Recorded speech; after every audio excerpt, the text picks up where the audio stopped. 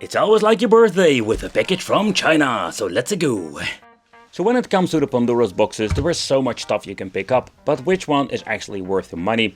Hey guys, welcome back to the channel. It's awesome that you're tuning in. But in this video we are going to take a close look at the all new version called the 3D Pandora GT, the 6666. Man, in this jungle of Pandora's boxes, most of the time we do get like the same stuff. But what's quite interesting is just the way how they made this. To begin with, like we do have like the original port where we're going to plug in the cable for your Pandora's box. Yeah, so this thing is basically like a game system where you can plug in your controllers, but also you can use it in, let's say, an arcade machine or a plug and play device.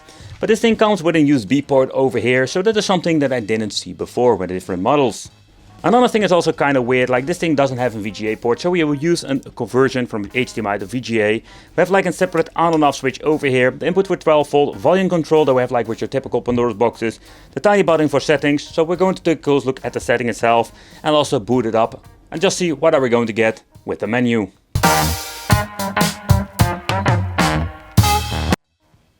But I know maybe it's confusing for some people. I'm just holding a mainboard because that's actually what I bought. I just want to upgrade on Pandora's box, just see what are we going to get.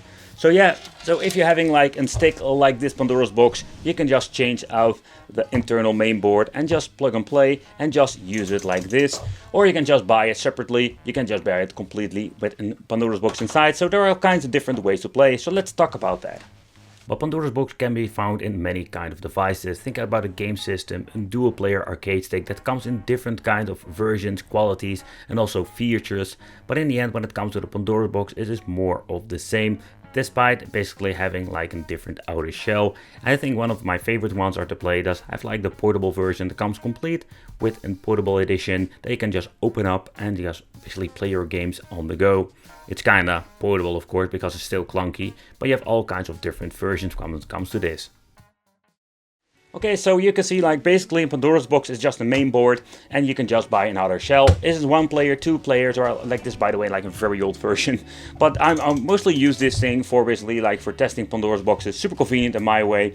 But the other thing I've noticed, like this is like a 6-button layout. We also have like the A buttons. And if you want to play some PlayStation, we're going to need an A button because I've noticed some games are unplayable. But that's something we're going to talk about in the video. Let's do some, let's say, chit-chatting about the main board itself, the menu, the settings, and how are the games actually playing with this. When you're looking at the 3D Pandora Saga GT, yeah, so many different names. The first thing that comes up when booting it up, it's going to be in a completely different language than English. So we're going to press the tiny button at the back and let's search where this freaking, let's say, settings was. I cannot recall it, sometimes they move it around, so it's also like a gamble, but I think it was one of these things. Let's check. Nope, and nope. Ah, there we go. So basically we have English, and I think it was like Chinese and simplified Chinese or something like that. Alright, so let's take a close look at the menu to begin with.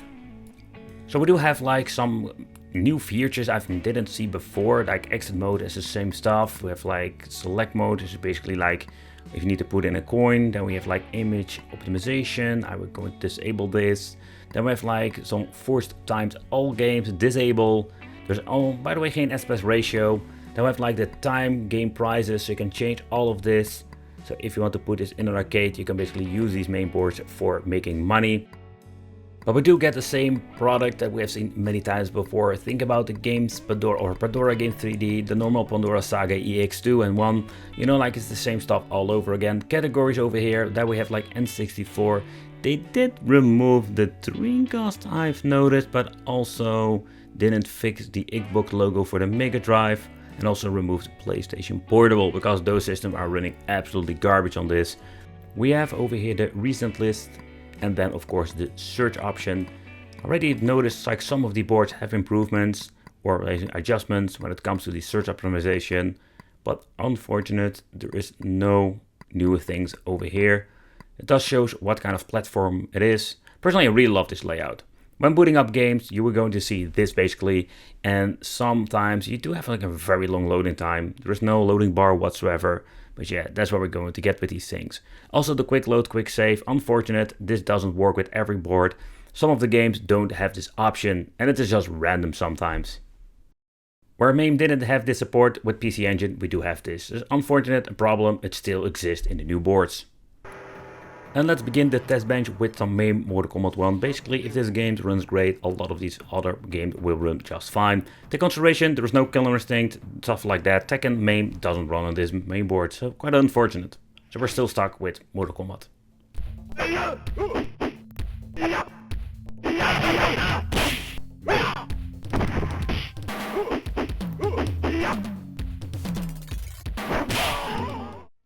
Next up, some PlayStation 1 with Mortal Kombat, and we have reached the point that Pandora's boxes, or most of them, can run PlayStation 1 pretty damn good, and you will also see it with this.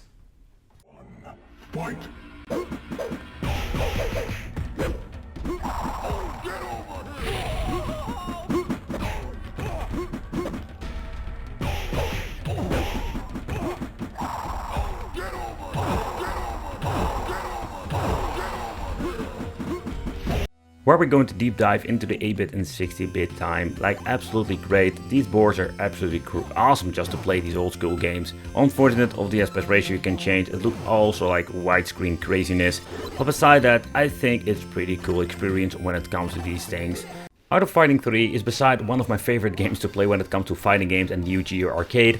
I must say, like, also a great benchmark. I've noticed with some, let's say, low-end chips or some bad emulators or bad combination of both, this game runs absolutely garbage, and with this board it seems to be running just fine.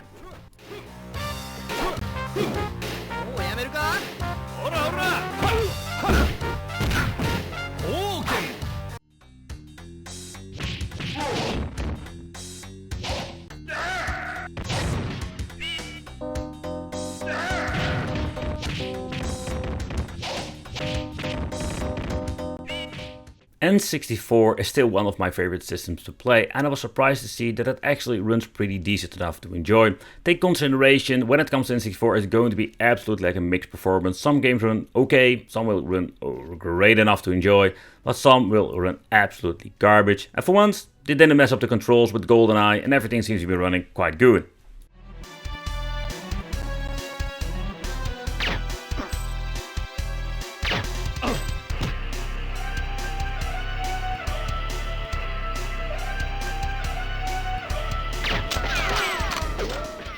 I just wanted to give you a quick look of the cases. Basically, there are all kinds of different versions. So when you're looking at this model, this is just your typical Pandora's box with the certain kind of, let's say, layout. Over here we'll have like two versions, I'm saying it correctly, but this is more like the old version. Think about the fake key versions and also the Pandora key 7. Nevertheless, there are so many names, but especially when you're looking at the way how they align the ports. When you're looking over here with this black version at the bottom, this GT version, this is similar to other versions. Basically, this is like the third and the latest model. You see we have a different like USB port, or better like more USB ports. We have an on-off switch over here, and the reason is very simple, because when you're looking at the ports, we do have like the connection over here for like plugging in your arcade machine. We also have this here, but on the other side they implemented a jumper over here, but you normally plug in an on-off switch and the speaker. So when it comes to these, let's say, devices, they are like similar in some ways, but also having some different options when it comes to configurations. So yeah, nevertheless, also here you can see like they're using a jumper. It's like a weird configuration, but I just wanted to show you what are the differences. Nevertheless, let's do a quick rip and tear, and I will show you what you're going to get inside, because this is quite interesting. So when it comes to these cases, they are like super easy to open up. Another thing is kind of interesting, like they're not using an active fan. They have like this gigantic metal plate and having these thermal pads connecting it with the main board. Because when you're looking in here, you're actually going to get yourself like an old Android box. That is what they did, like an Android box slapped in with a new PCB. And with this new configuration, you have like this Android system. So they call also the Android boxes. Unfortunately, there is no way of removing this, but I can tell you most of these things have like very old school specs. Think about the S905, like they're like old Android boxes, quad cores. They're capable of running up to PlayStation 1, and you will also notice when you're looking at the gameplay, some of these boxes don't even have like Dreamcast Play Portable because they run like crap. They're like cheap Android boxes that you can plug in your arcade machine. You can use this thing like a game system, plug in your controllers, or maybe sometimes combination with a hub if you want to have 4-play configuration, and you can just basically play. But with this, we're just going to plug it inside the machine itself. But how this actually works, this is super easy. Just as like with most Pandora's boxes, this basically connects your buttons. So you need to plug this thing in here. So we do have like a jumper that has been connected. So basically when you're turning it on, plug in the cable, it will automatically goes on.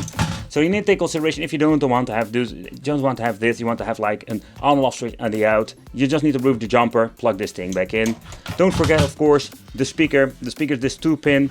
Another thing you need to take consideration is basically the room that you're having here. This is just one big gap, so the only thing you need to do is plug in this device in here, screw it down, and you're done. You can just play your games, everything has been connected. But sometimes with some of these, let's say, cases, the ports are aligned, and it means like if they don't like basically have like a one-on-one, you do have like a problem and you cannot fit them in. That is something you need to take consideration having these cases.